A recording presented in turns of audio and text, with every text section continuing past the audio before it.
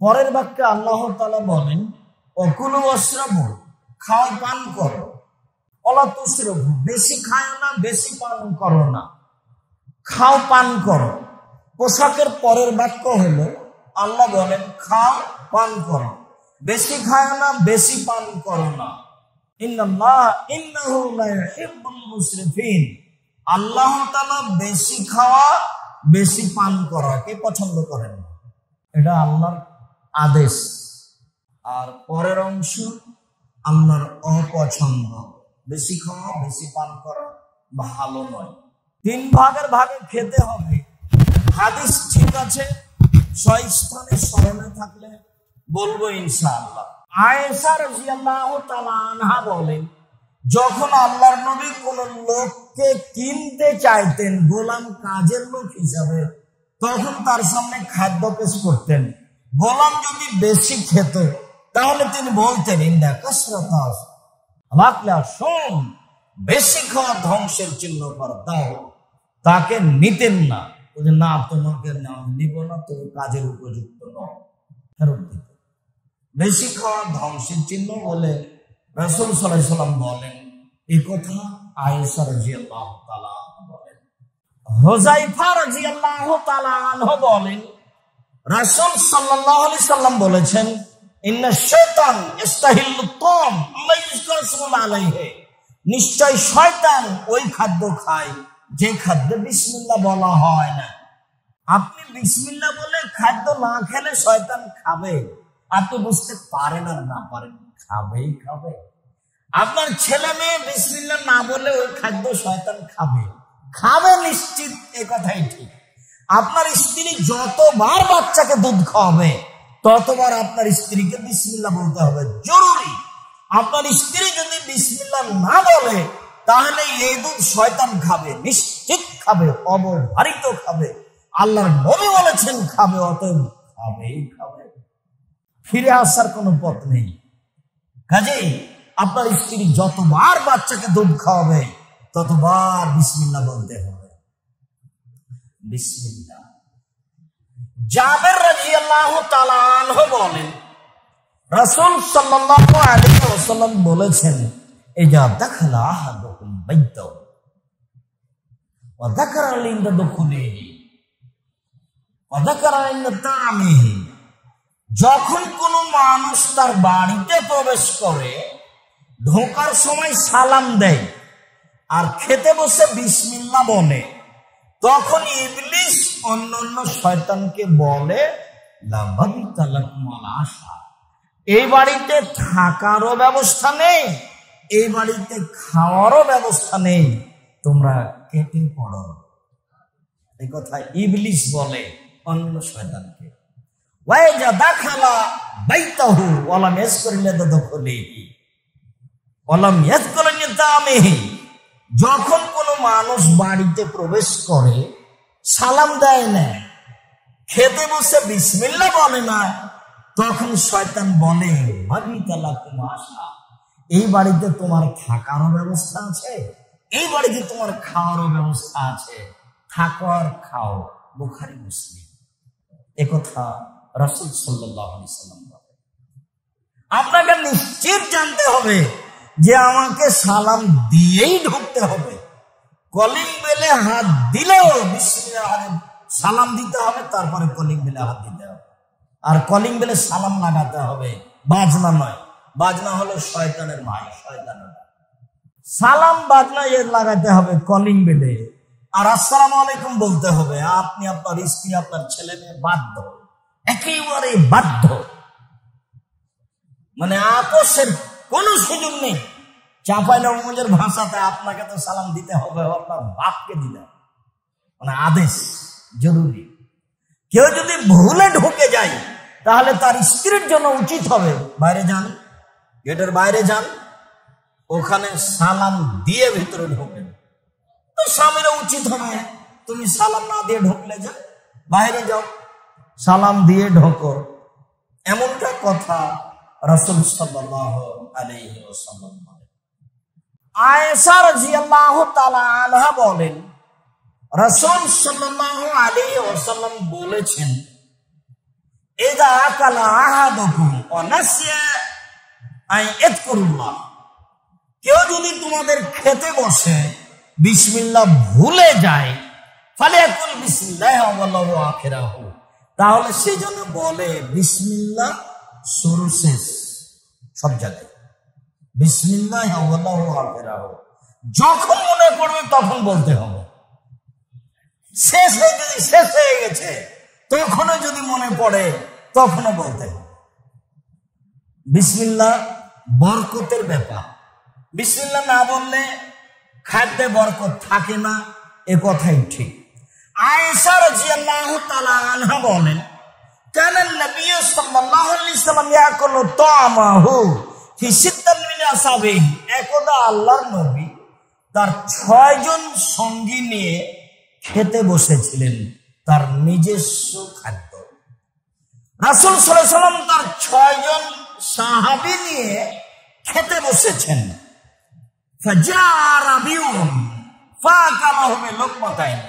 ইতিমধ্যে একজন পল্লীর বেদুইন অশিক্ষিত মানুষ আসলো, রাসূলের সাথে খেতে বসলো। 2 লোকমাতেই 2 গাছেই যা ছিল সব খেয়ে নিল। এখন গাছ বুঝেন কিনা, 1 গাছ 2 গাছ, 1 লোকমা 2 লোকমা, 2 লোকমাতেই খাদ্য শেষ করে দিল। এখন রাসূল সাল্লাল্লাহু আলাইহি ওয়াসাল্লাম বললেন, শোনো আমার, সাবধান, মনে রেখো, শোনো, ইন্নাহু লাউ সাম্মা কাফালাকুম, ও যদি বিসমিল্লাহ বলতো তাহলে সবারই খাওয়া হতো। যেহেতু বিসমিল্লাহ বলেনি তখন বরকত উঠে গেছে, 2 লোকমাতেই শেষ হয়ে গেছে। বরকত ভিন্ন জিনিস, রুজি ভিন্ন জিনিস, যা একাধিক দিন অবগত আছেন। শোনো, মনে রেখো, এ যদি বিসমিল্লাহ বলতো তাহলে বরকত থাকতো, সবাই খেত, সবাই তৃপ্তি সহকারে খেত। বিসমিল্লাহ। জাবের রাদিয়াল্লাহু তাআলা আনহু বলেন, রাসূল সাল্লাল্লাহু আলাইহি ওয়াসাল্লাম বলেছেন, ইজা আমসাইতুম কুফতু সিবিয়ানাকুম ফাইনা শাইতানা ইয়ান্তাসিরু হিনা ইয়াজিল। শোনো, যখন সন্ধ্যা হবে তখন বাচ্চাদেরকে আটকে রাখো, যারা দুধ খায়, যারা হাঁটাহাঁটি করে, এরকম বাচ্চাকে সূর্য ডোবার সময় ছাদের উপরে নিয়ে যাবেন না। এইসব বাচ্চাকে তার মা যেন ফাঁকা জায়গায় নিয়ে না যায় সূর্য ডোবার সময়। কেন?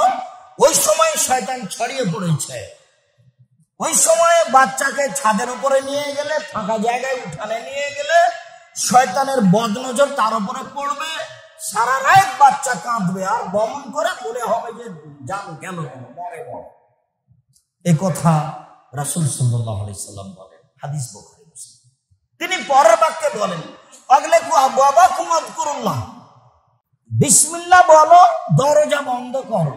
জানালা দরজা বন্ধ করার সময় বিসমিল্লাহ বলতে হবে, এই আদেশ আল্লাহর নবী দেন। তিনি বলেন, ইন্না শাইতানা লা ইয়াফতাহু বাবাল মুগলাকা, যে দরজা বিসমিল্লাহ বলে বন্ধ করা হয়েছে, যে জানালা বিসমিল্লাহ বলে বন্ধ করা হয়েছে, এই দরজা শয়তান খুলতে পারবে না।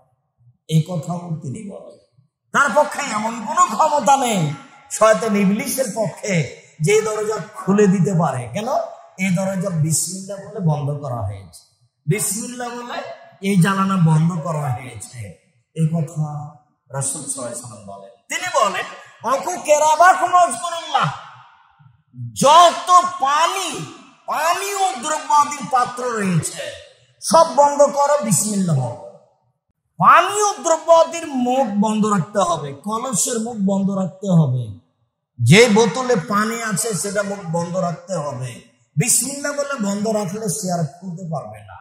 এরপরে তিনি বলেন, ওয়াখাম্মিরু আনিয়াতাকুম আযকুরুল্লাহ, পৃথিবীর মানুষ শোনো, যত পাত্র রয়েছে খাদ্য দ্রব্যাদির, আটার পাতিল হোক, ভাতের পাতিল হোক, খাদ্যের পাতিল হোক, তরকারি পাতিল হোক, যা কিছু আছে খাদ্য দ্রব্যের পাত্র সম্পদ, সব বিসমিল্লাহ বলো বন্ধ করে রাখো, বিসমিল্লাহ বলো বন্ধ করে রাখো। এরপরে তিনি বলছেন, ওয়ালাউ তারদু আলাইহি শাইআন, যদি ঢাকার কিছু না পান, কিছুই নাই ঢাকার মতো, বা খাদ্যের পাত্রটা অনেক বড়, যে কোনো ফলাদি বা কাঁঠাল বা কোনো একটা জিনিস খাওয়ার খোলা আছে, ঢাকার মতো কিছু পাচ্ছেন না, তাহলে একটা ছোট একটা খড়ি নেন, নাহলে মেচার খড়িটা নেন, এবার ওর উপরে রেখে দেন বিসমিল্লাহ বলে, শয়তান এই খাদ্যের কোনো ক্ষতি করতে পারবে না বলে রাসূল সাল্লাল্লাহু আলাইহি সাল্লাম বলেন। হাদিস বুখারী মুসলিম।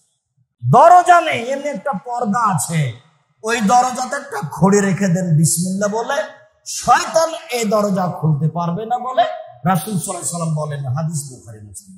সম্মানিত মসজিদের মুসল্লি, বিশেষভাবে আমরা দিনী বোন যারা, আপনাদেরকে বলছি, মহিলা মানুষ এসেছেন খুতবা শুনতে, খুব সতর্ক সাবধান থাকেন। জরুরি ভাবে বলা হচ্ছে, আজ থেকে প্রত্যেক দিন জানালা দরজা বন্ধ করার সময় বিসমিল্লাহ বলতে হবে। আপনাকে যদি জিজ্ঞাসা করা হয় জীবনে কোনোদিন বিসমিল্লাহ বলে দরজা বন্ধ করেছেন, হয়তো উত্তরে বলবেন বিসমিল্লাহ বলে দরজা বন্ধ করতে হয় তা কোনোদিন শুনিনি, যার কারণে অভ্যাসী আমরা নই। আর এই কথা রাসূল সাল্লাল্লাহু আলাইহি সাল্লাম বলেন, হাদিস বুখারী মুসলিম। কাজে আপনাকে এখান থেকে ফিরে আসার কোনো সুযোগ নেই। সম্মানিত মসজিদের মুসল্লি, বিসমিল্লাহর বিষয়টি আমরা খুব গুরুত্ব সহকারে অবগত হচ্ছিলাম বলে আমরা বুঝতে পারছি, খাওয়া পানটা সবসময় বিসমিল্লাহ ব্যবহার করতে হবে।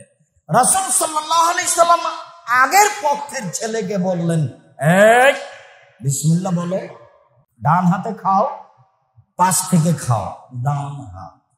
আব্দুল্লাহ ইবনে উমর রাদিয়াল্লাহু তাআলা আনহু বলেন, রাসূল সাল্লাল্লাহু আলাইহি সাল্লাম বলেছেন, লা ইয়াকুলু আহাদুকুম বিশিমালিহি ওয়া লা ইয়াশরাবু বিহা। অবশ্যই তোমাদের কোন ব্যক্তি যেন বাম হাতে না খায়, বাম হাতে পান না করে, ডান হাতে খায়, ডান হাতে পান করে।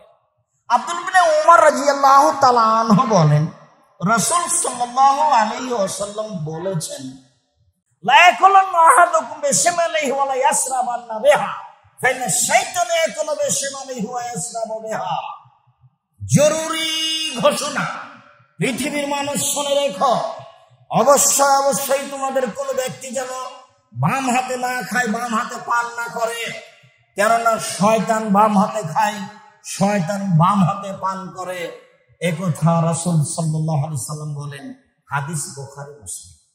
জরুরি, বাম হাতে খাও পান করা যাবে না, ডান হাতেই খেতে হবে, গিলাস ডান হাতেই ধরতে হবে। গিলাসে ভাত লেগে যাক, আপনি আঙ্গুল চেটে নেন, যেভাবে সহজ হয়, নাহলে ভাত না খেয়ে খেজুর খান, তাহলে তো হাত দিয়ে আপনি খাবেন কিভাবে সেটা ভাবার সুযোগ নেই। বাম হাতে গিলাস ধরে ডান হাত নিচে লাগাতে পাবেন না, এটা জরুরি, এর সাথে কোনো আপোষ নেই। ডান হাতেই ব্যবহার করতে হবে খাওয়া পান করার জন্য, বাম হাত নয়। আয়েশা রাদিয়াল্লাহু তাআলা আনহা বলেন, রাসূল সাল্লাল্লাহু আলাইহি ওয়াসাল্লাম ইয়াদু রাসূলুল্লাহ সাল্লাল্লাহু আলাইহি ওয়াসাল্লাম ইয়ুমনা লিআকলিহি ওয়া লিতুহরিহি। রাসূল সাল্লাল্লাহু আলাইহি ওয়াসাল্লামের ডান হাতটা ছিল খাওয়া পান করা ও পবিত্রতার জন্য, ভালো কাজের জন্য। রাসূল সাল্লাল্লাহু আলাইহি ওয়াসাল্লামের ডান হাত ছিল খাওয়া পান করার জন্য, পবিত্রতার জন্য, ভালোর জন্য। আর বাম হাত খান ছিল খালাইহি, পেশাব পায়খানার জন্য, আর খারাপ কিছুর জন্য, যাতে ময়লা লেগে আছে। আজও যে লোকটা বাম হাতে চা খাচ্ছে, ওই লোকটার পায়ের নিচে যদি একটা ময়লা যুক্ত কাপড় পরে থাকে, তো কোন হাত দিয়ে ধরবে? বাম হাত দিয়ে ধরবে। একটু আগে ওই হাতে খেলো, পান করলো, তার মানে তার মানবতাই নেই, ও কখন পশু প্রাণী হয়ে গেছে ও নিজেও বুঝে না, বিবেচনার তার কাছে কোনো সুযোগ নেই। রাখা ভালো হবে, পৃথিবীর প্রত্যেকটা মানুষকে ডান হাতে খেতে হবে, ডান হাতেই পান করতে হবে, ভালো কাজ ডান হাতে ব্যবহার করতে হবে, মানুষকে জিনিসপত্র ডান হাতে দিতে হবে, বাম হাত নয়। বাম হাত পেশাব পায়খানার জন্য, আর বাম হাত অপবিত্রতার জন্য, নেকড়া ধরার জন্য, খারাপ কিছু ধরার জন্য বাম হাত। একথা আয়েশা রাদিয়াল্লাহু তাআলা আনহা বলেন, একথা মুহাম্মদ সাল্লাল্লাহু আলাইহি সাল্লাম বলেছেন ও করে দেখিয়েছেন। ডান হাতের বিষয়টি অতীব জরুরি, যা বলছিলাম। শেষের বাক্যে তিনি বললেন, কুল মিম্মা ইয়ালিক, পাশ থেকে খাও, পাশ থেকে খাও। পাশ থেকে খেতে হবে কেন? আব্দুল্লাহ ইবনে বুসর রাদিয়াল্লাহু তাআলা আনহু বলেন, রাসূল সাল্লাল্লাহু আলাইহি সাল্লাম বলেছেন, কুলু মিন জাওয়ানিবিহা ওয়াদু জিরওয়াতাহা ইউবারাক লাকুম ফিহা। পৃথিবীর মানুষ পাশ থেকে খাও, মধ্য উপর থেকে খাইও না, তাতে বরকত দেওয়া হবে। পৃথিবীর মানুষ পাশ থেকে খাও, উপর থেকে খেও না, উপরটা ছেড়ে রাখো, তাতে বরকত দেওয়া হবে। উমামা বাহিলি রাদিয়াল্লাহু তাআলা আনহু বলেন, রাসূল সাল্লাল্লাহু আলাইহি ওয়াসাল্লাম বলেছেন, কুলু মিন জাওয়ানিবিহা ওয়ালা তাকুলু মিন ওয়াসতিহা ফাইনাল বারাকাতা তানজিলু ফি ওয়াসতিহা। পৃথিবীর মানুষ তোমরা পাশ থেকে খাও, মধ্য থেকে খেও না, কেননা মধ্যে বরকত নাযিল হয়। আপনার স্ত্রী ভাতের পাতিল থেকে ভাত বের করার সময় পাতিলের মাঝামাঝিতে চামচ ডুবাতে পাবে না, তরকারির পাতিলের মাঝামাঝিতে চামচ ডুবাতে পাবে না। মাঝামাঝিতে ডুবালে বরকত কমবেই, কাউকে বলা লাগবে না, এমনিতেই কমে যাবে বরকত। আবু হুরায়রা রাদিয়াল্লাহু তাআলা আনহু বলেন, রাসূল সাল্লাল্লাহু আলাইহি সাল্লাম বলেছেন, কুলু জামিয়ান ওয়ালা তাতাফাররাকু। শোনো, একসাথে খাও, ভিন্ন ভিন্ন হয়ে খেও না। শোনো, একসাথে খাও, ভিন্ন ভিন্ন হয়ে খেও না। একসাথে খেলে বরকত নাযিল হয়। আমরা তার পিতা থেকে বলেন যে তার পিতা তার দাদা থেকে বলেন, তার দাদা বললেন, আমরা একদা আল্লাহ রাসূলকে বললাম, আল্লাহর নবী, ইন্নাকুলু ওয়া নাশবা, আমরা খাই কিন্তু আমরা তৃপ্তি পাই না। আমরা খাই সবাই কিন্তু তৃপ্তি পাই না। তখন আল্লাহ রাসূল বললেন, ও আচ্ছা আচ্ছা আচ্ছা, আতাকুলনা তাআমাকুম মুস্তামিয়ান ও তাতাফাররাকুন। খাওয়ার সময় একসাথে খাও না ভিন্ন ভিন্ন খাও? তখন বলছে না তাতাফাররাকু, আমরা ভিন্ন ভিন্ন খাই। ছেলে একবার খাই, মেয়ে একবার খাই, আমি একবার খাই, কাজের মেয়ে একবার খাই, ভিন্ন ভিন্ন খাই। তখন আল্লাহ রাসূল বলছেন, না না না, কুলু তাসতামিউ কুলু জামিয়ান, একসাথে খাও, ওয়ালা তাতাফাররাকু, ভিন্ন ভিন্ন খায় না। ওয়াজকুরুল্লাহ, বিসমিল্লাহ বলো, ইউবারাকুম ফিহি, তাতে বরকত দেওয়া হবে। কি বুঝলেন? যে খাওয়ার অনুষ্ঠান করা হয়, একসাথে খেতে বসতে হবে, জরুরি। একসাথে খেতে বসতে হবে, জরুরি। সম্ভবপর 2বার 3বার বসছে, সেটা ভিন্ন কথা, কুলাচ্ছে না সেই জন্য। আরো বলছেন আল্লাহ রাসূল, তিনি বলছেন, শোনো, ইন্না তাআমান ওয়াহিদা ইয়াকফি লিসনাইন, একসাথে বসলে একজনের খাদ্য 2 জনের হবে। ওয়াল ইয়াসনাইনি তাআমান ইসনাইনি ইয়াকফি সামানিয়া, 2 জনের খাদ্য 8 জনের হবে একসাথে খেলে। এই কথা মুহাম্মদ সাল্লাল্লাহু আলাইহি সাল্লাম বলেন। তিনি বলেন, আহাব্বুত তাআমি ইলাল্লাহ ইযা কাসাল আইদি, ওই খাদ্য আল্লাহর কাছে সবচেয়ে প্রিয় যে খাদ্যে হাত বেশি হয়। মানে সৌদি আরবের নিয়ম চলে আসলো, একটা বড় প্লেটে সবাই মিলে বসা, আর না হয় সবাই মিলে একসাথে খেতে বসা, আর না হয় বাড়িতে মেহমান বেশি হওয়া।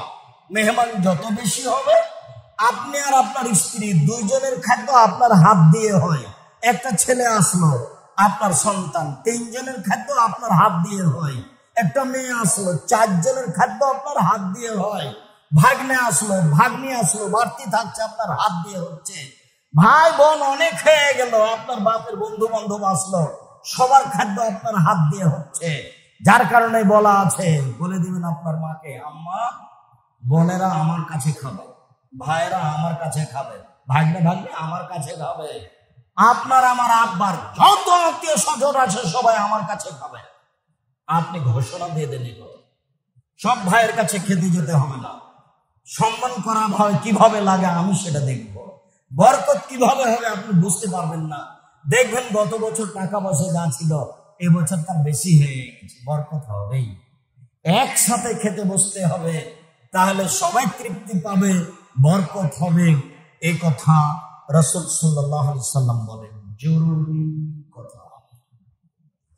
আবু হুরায়রা রাদিয়াল্লাহু তাআলা আনহু বলেন ইন্না মিন উম্মতি রিজালুন ইয়াকুলুনা আলানা তামে, আমার উম্মতে বহু মানুষ বিভিন্ন ধরনের খাদ্য খায়।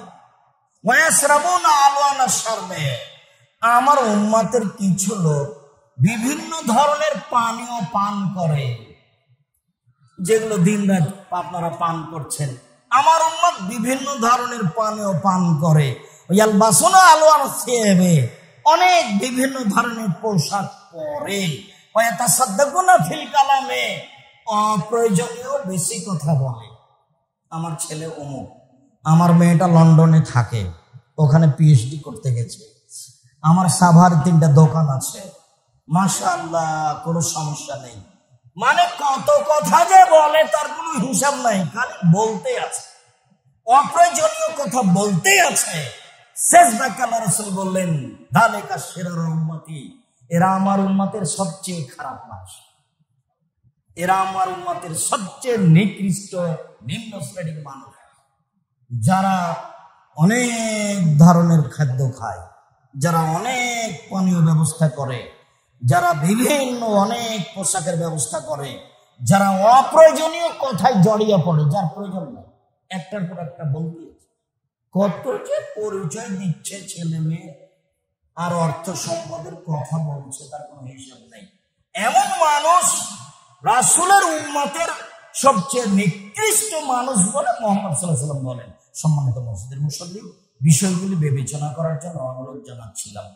আব্দুল্লাহ ইবনে বুসর মেকদাদ বিন মাদি কারাব রাদিয়াল্লাহু তাআলা আনহু বলেন রাসূল সাল্লাল্লাহু আলাইহি ওয়াসাল্লাম বলেছেন মা মালা ইবনু আদম বিআন শাররুন মিন বাতনিন, আদম সন্তান ব্যাগে যা কিছু রাখে, আদম সন্তান থলেতে যা কিছু রাখে, তার সবচেয়ে খারাপ থলে হলো পেট।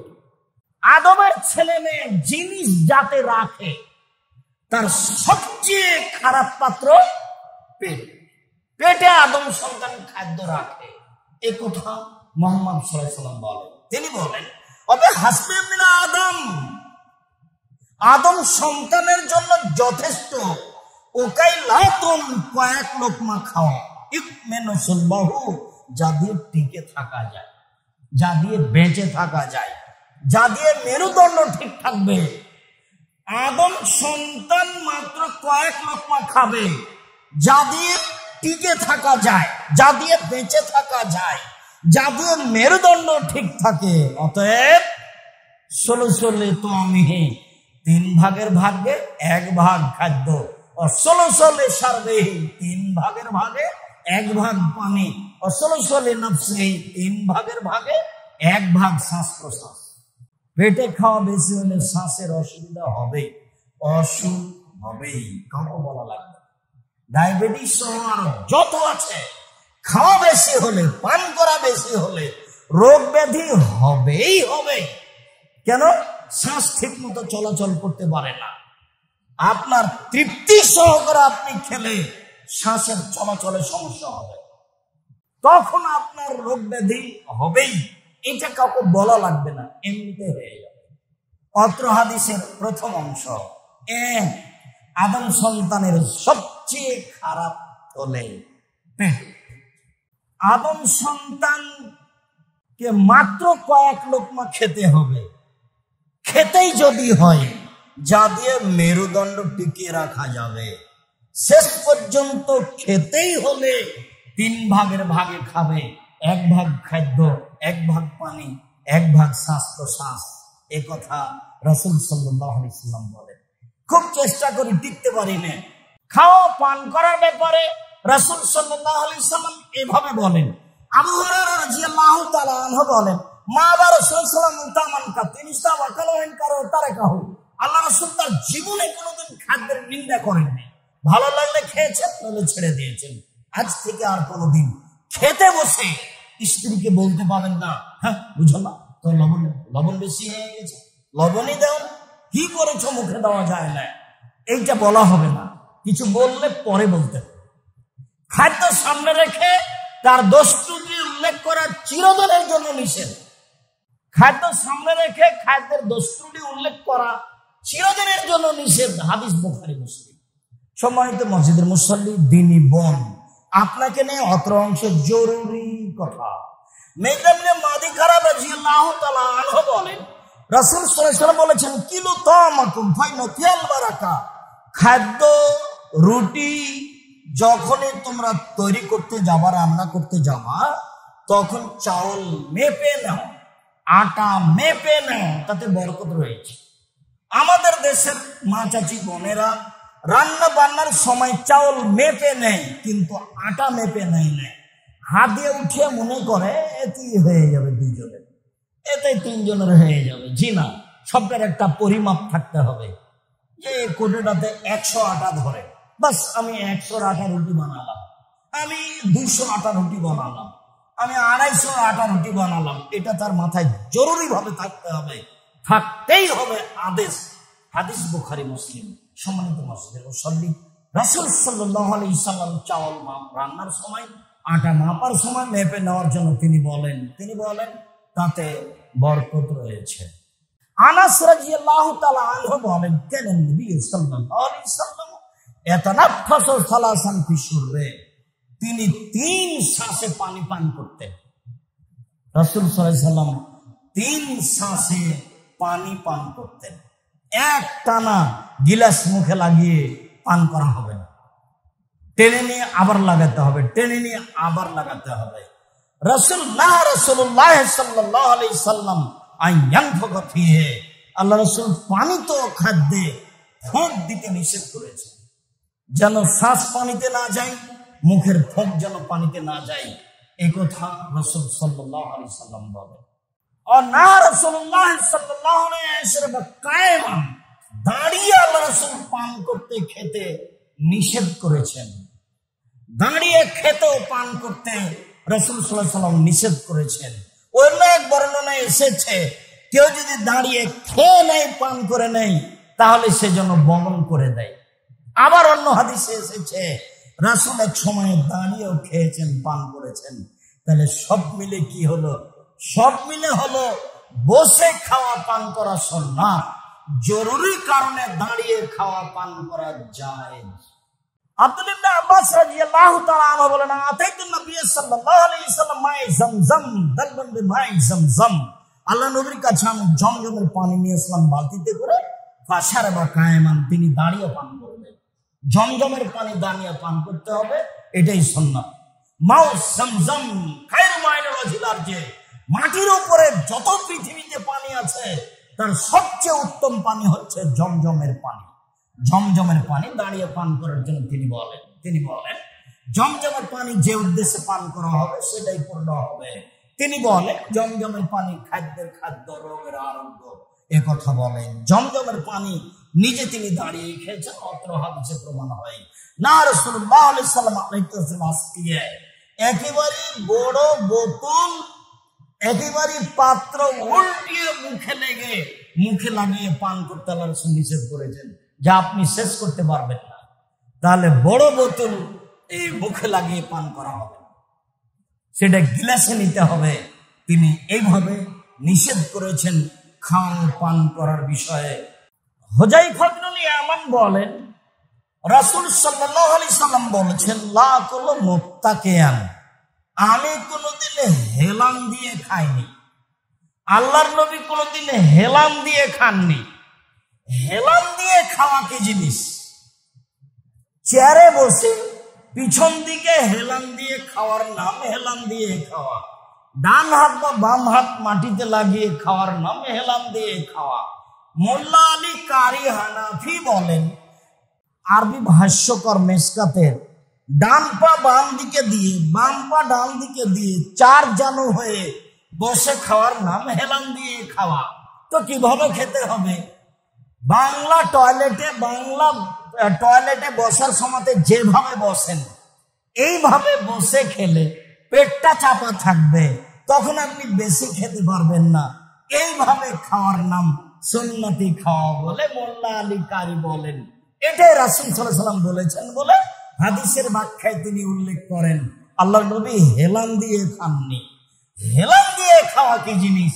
তখন বিদ্বানগণ বললেন, চেয়ারে হেলান দিয়ে খাওয়ার নাম হেলান দিয়ে খাওয়া, ডান হাত মাটি লাগিয়ে খাওয়ার নাম হেলান দিয়ে খাওয়া, বাম হাত মাটিতে লাগিয়ে খাওয়ার নাম হেলান দিয়ে খাওয়া, চার জানু বসে খাওয়ার নাম হেলান দিয়ে খাওয়া, হাঁটু উঠিয়ে পেটের সাথে লাগিয়ে চেপে ধরে রেখে খেতে হবে, তাহলে কম খাওয়া হবে, যেটা ভালো হবে এর নাম হলো খাওয়া, বাকিগুলি হেলান দিয়ে খাওয়া বলে বিদ্বানগণ মনে করেন।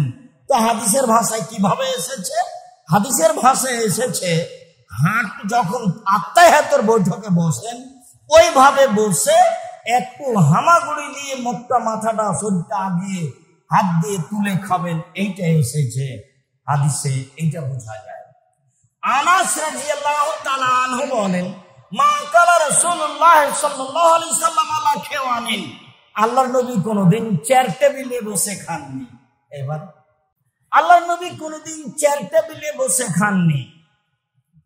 ওয়ালা খুবজানাহু মুরাক্কাক, আল্লাহ রাসূলের জন্য কোনোদিন বিভিন্ন বাটি সাজিয়ে তরকারি সাজিয়ে খাওয়ার ব্যবস্থা করা হয়নি। আল্লাহ রাসূল কোনোদিন চিকন আটার রুটি খাননি, মানে মানগত খাওয়া।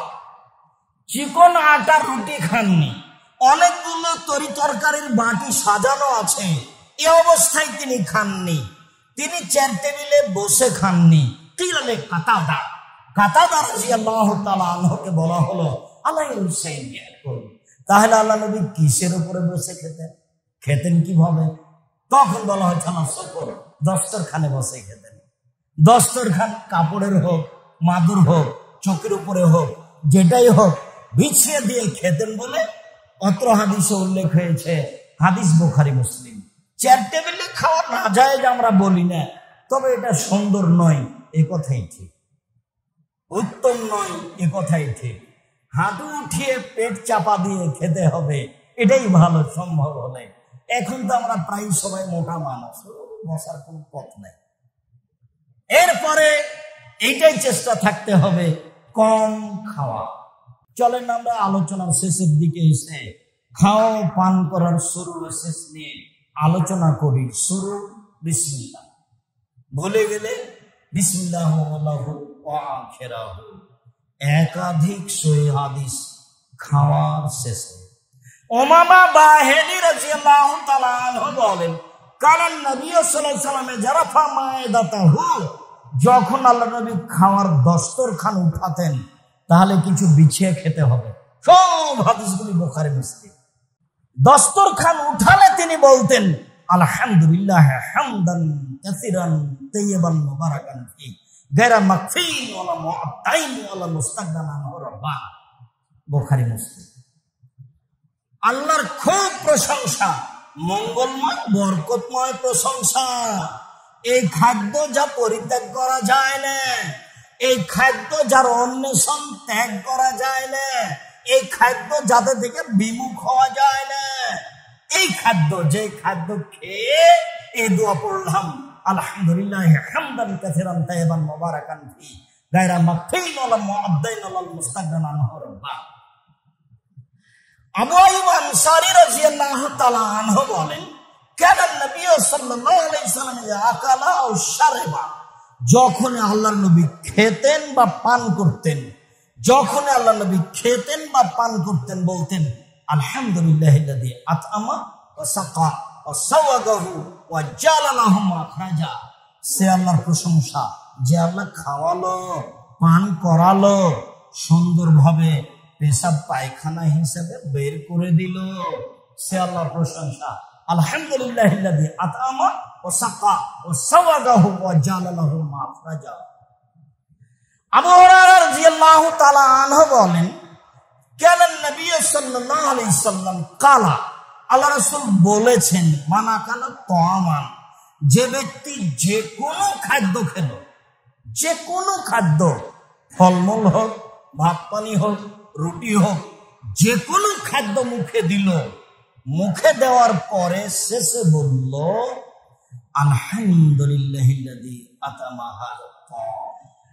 সে আল্লাহর প্রশংসা যে আল্লাহ আমাকে এই খাদ্য খাওয়ালো, ওরা জাকানি হে, এবং আমাকে রুজি হিসাবে দিল, মিন গায়রি হাওলিন মিন্নি ওয়ালা কুওয়া, যাতে আমার বাহ্যিক ভাবে কোনো ক্ষমতা নেই, আন্তরিক ভাবেও কোনো ক্ষমতা নেই, আমি নিজস্ব ক্ষমতা দিয়ে এ খাদ্য খাইনি, সে আল্লাহর প্রশংসা। এই দোয়াটা যদি কেউ বলে, গফিরাল্লাহু মা তাকাদ্দামা মিন জামবিহি, তার অতীতের সব পাপ ক্ষমা হবে। তাহলে এই দোয়া তোর ভিন্ন দোয়া হয়ে গেল। অন্যান্য দোয়ার সাথে তো শেষে এরকম নেই, এই দোয়ার সাথে আছে দোয়াটি আলহামদুলিল্লাহিল্লাযী আত'আমানি হাযাত তা'আম ওয়া রাযাকানিহি মিন গায়রি হাওলিন মিন্নি ওয়ালা কুওয়া। এই দোয়া যে পড়লো খাওয়া ও পান করার শেষে, তার অতীতের সব পাপ ক্ষমা। এতক্ষণ পর্যন্ত নিজের বাড়ি নিয়ে আলোচনা করছিলাম। মানুষের বাড়িতে যদি খান, তাহলে মানুষের বাড়িতে খেলে বলতে হবে আত'এমনি, আত'এম মান আত'আমানি আসকে মান সাকানি, বুখারী মুসলিম। আমাকে যে খাওয়ালো তাকে তুমি খাওয়াও, আমাকে যে পান করালো তাকে তুমি পান করাও, আমাকে যে খাওয়ালো তাকে তুমি খাওয়াও, আমাকে যে পান করালো তাকে তুমি পান করাও। এবার চলেন আরো বিশেষ দোয়া। আব্দুল্লাহ ইবনে বুসর রাদিয়াল্লাহু তাআলা আনহু বলেন, নাযালা রাসূলুল্লাহ সাল্লাল্লাহু আলাইহি সাল্লাম আলা আবি, একদা আল্লাহর নবী আমার আব্বার কাছে আসলেন। আব্দুল্লাহ ইবনে বুসর বলেন, একদা আল্লাহর নবী আমার আব্বার কাছে আসলেন। ফাকাররাবনা ইলাইহি তামান ওয়া বাতান, আল্লাহর নবীর কাছে আমরা পেশ করলাম খাদ্য আর হাইস। হাইস হাইস, তাতে আছে পনির, তাতে আছে বার্নি খেজুর, তাতে আছে ঘি, বার্নি খেজুর আর পনির, তিনটার সমন্বয়ে যে খাদ্য, তার নাম হাইস, তার নাম অতবা। আমরা রাসূলের কাছে খাদ্য পেশ করলাম। ফাকালা মিনহা, আল্লাহ রাসূল সেখান থেকে খেলেন। সুমা উতিয়া বিহিয়া তামা, এরপরে তার কাছে খেজুর পেশ করা হলো।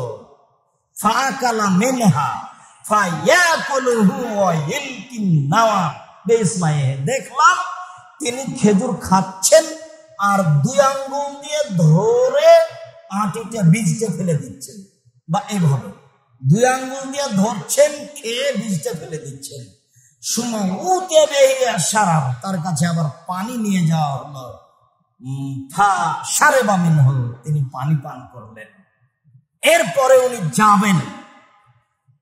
ফাকালা আবি ওয়া খাজা বেলেজামে দাব্বাতিহি, আমার আব্বা তখন বললেন, তার গাধার লাগামটা ধরে নিয়ে, আমার আব্বা তখন বললেন তার গাধার লাগামটা ধরে নিয়ে, উদুল্লাহ লানা, আমাদের জন্য দোয়া করে দেন।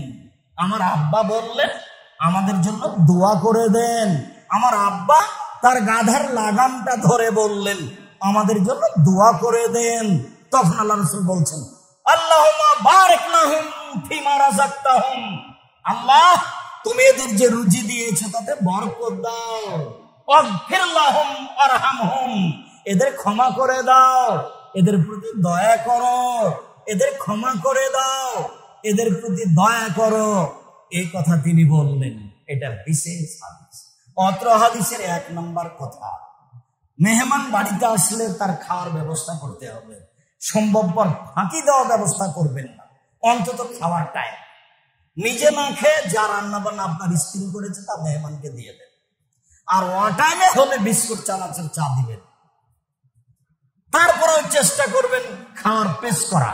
যার জন্য বলেছি 150-200 চাউল রান্না করবেন না। আপনার মায়ের স্বভাবে যাবেন, 1/2 কেজি 2 কেজি চাউল রান্না করবেন। সারাদিন ছেলে মেয়ে খাবে, ফকিরে খাবে, বাকি যা থাকবে ছাদের উপরে দিয়ে দিন, পাখিতে খাবে, ড্রেনে ফেলে। কেন? ড্রেনে ফেললে বরকত চলে যাবে। রাসূল সাল্লাল্লাহু আলাইহি সাল্লাম আদেশ করেন, এই যে আকালা আহাদুকুম ফালাকা সাবিহু, যখন তোমাদের কেউ খাবে সেগুলো আঙ্গুল চেটে খায়। ফাইনা লা ইয়াদরি ফিয়াদিন বারাকা, তার জানা নাই কোন ভাবে বরকত রয়েছে। জাবের রাদিয়াল্লাহু তাআলা আনহু বলেন, রাসূল সাল্লাল্লাহু আলাইহি সাল্লাম বলেছেন, ইন্না শায়তান ইয়াহজুরু ইনদাকুম ফি কুল্লি শাইইন, শয়তান তোমাদের সব কাজেই থাকে, খাওয়াতে, পেশাবে, পায়খানাতে, চলাতে, ফিরাতে, সব জায়গায় থাকে। হাত্তা ইয়াহজুরু ইনদাকুম, খাদ্যের সময়তে শয়তান আসে। এই যে সাকাতাত মিন আহাদিকুমাল লুকমা ফালিমুত মাকানা বিহাইন আদা, যদি ভাত পড়ে যায়, খাদ্য পড়ে যায়, রুটি পড়ে যায়, উঠিয়ে নাও। যদি ময়লা লাগে তাহলে সে ময়লা দূর করে দাও। ওয়ালিয়া কুলহা, সেজন্য তা খেয়ে নেই। ওলাইয়া দাহাবি শয়তান, সেজন্য শয়তানের জন্য ছেড়ে না রাখে। তাইলে লায়াদিন ফিয়াতান বারাকা, তার জানা নাই কোন ভাবে বরকত রয়েছে। আমাদের দেশের নোংরা নীতি, মানুষকে খেতে দিচ্ছে আপনার ছেলে, দেওয়ার সময় তো ভাত পড়ে গেছে, তো কেউ যদি উঠাতে চায় তাহলে আপনি বলছেন না না না না না, ওটা উঠাতে হবে না, থাক। উঠানো হয়েছে, তাকে বাইরে ফেলে দিয়েছেন, নাহলে গরুর চারিতে রেখেছেন। আল্লাহ নবী বলছেন খাদ্য উঠাতে হবে, ময়লা লাগলে সরিয়ে দিতে হবে, নিজে খেতে হবে, শয়তানের জন্য ছাড়া যাবে না। কোন ভাতে বরকত রয়েছে তোমার জানা নাই। আঙুল চেটে খেতে হবে, প্লেট চেটে খেতে হবে, এমন ভাবে চেটে খেতে হবে যাতে করে ধোয়া না লাগে। ভাত তো এইভাবে ফেলে দাও বহুত অভ্যাসী বাতিল। ফকির মিসকিনকে দিতে শিখেন, পাড়া প্রতিবেশীকে দিতে শিখেন, ফেলে দেওয়া বন্ধ করেন। আপনার রুজি চলে যাবে বা আপনার ছেলে মেয়ের চলে যাবে, বন্ধ করতে পারবেন না। দুইজন মিলে যদি 3 লক্ষ টাকা মাসে ইনকাম করেন তবুও হবে না, আসে আর যায়, আসে আর যায়। ফকির যখন যায় তখন বলেন মাফ করো, আত্মীয় যখন আসে তখন চানাচুর বিস্কুট দিয়ে কখন যাবেন, বাড়ি যাবেন কখন, আপনি ব্যস্ত, কই বারবার বলতে পারছেন না। স্ত্রীকে বলেন এই রান্না বান্না শুরু করো, আমি যা খাচ্ছি তার চেয়ে ভালো শুরু করো। পারেন না কেন? আপনার বাপ তো পারছিল, আপনার মাও তো পারছে, আপনি কেন পারেন? পারতে হবে, আপনি বাধ্য পারতে। আপনার বউকে পারতে হবে।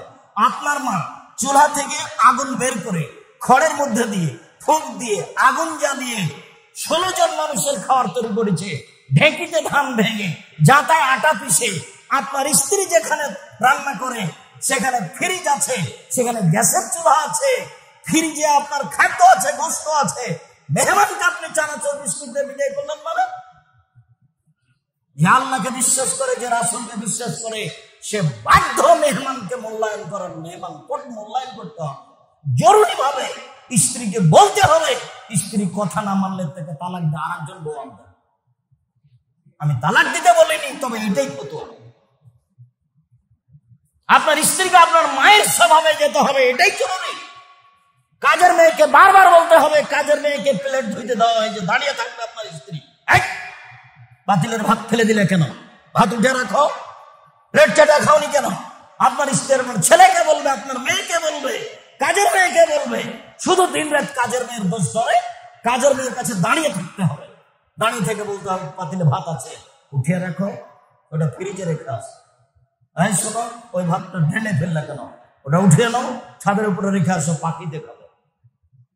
আপনার স্ত্রী মূল মালিক, ও কাজের মেয়ে। আপনার স্ত্রী রাখাল, ওকে রাখালি করতে হবে, চড়াতে হবে।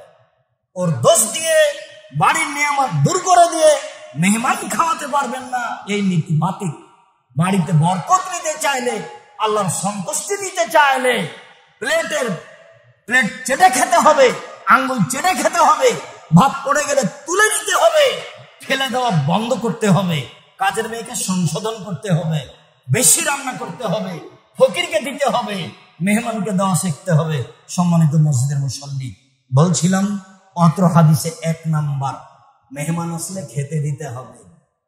2 নাম্বার খাদ্যর পরে ফল খাওয়া যায়, এটাই ঠিক। অত্র হাদিস মুসলিম বোঝা যায়। আগে দিলেন খাদ্য, পরে দিলেন ফল, ফলের পরে পানি, শেষে হবে পানি, এ কথাই ঠিক। ফলের পরেও পানি খাওয়া যায়, যা রাসূল সাল্লাল্লাহু আলাইহি সাল্লামের এখানে বোঝা যাচ্ছে। তারপরে আলেমার কাছে, ভালো মানুষের কাছে নিজের জন্য, ছেলে মেয়ের জন্য দোয়া চাইতে হবে, এটাও জরুরি। ওই যে রাসূলের গাধার লাগাম ধরে নিয়ে বলছেন আমাদের জন্য দোয়া করে দেন। আল্লাহ রাসূল বলছেন আমাদের জন্য দোয়া করে দেন। আর আনাসের মা একটা চাদরকে 2 টুকরা করে, একটা গায়ে দিয়ে, একটা পরনে দিয়ে রাসূলের কাছে গিয়ে বলছেন হাজা খোয়াই দে মুকা, এই যে আনাস আপনার ছোট খাদেম, ফাদুল্লাহ, আপনি তার জন্য একটু দোয়া করেন। মা ছেলের জন্য দোয়া চাচ্ছে। তখন আল্লাহ রাসূল বলছেন আল্লাহ মাকসির মালাহু ওয়া লাদাহু আতিল উমরাহু আল্লাহ তুমি আনাসকে দীর্ঘজীবী করো, তার ছেলে মেয়ে অর্থ সম্পদ বেশি করে দাও। আল্লাহ তুমি আনাসকে ক্ষমা করো, আল্লাহ তুমি আনাসের প্রতি দয়া করো, আল্লাহ তুমি আনাসকে যে রুজি দিয়েছো তাতে বরকত দাও।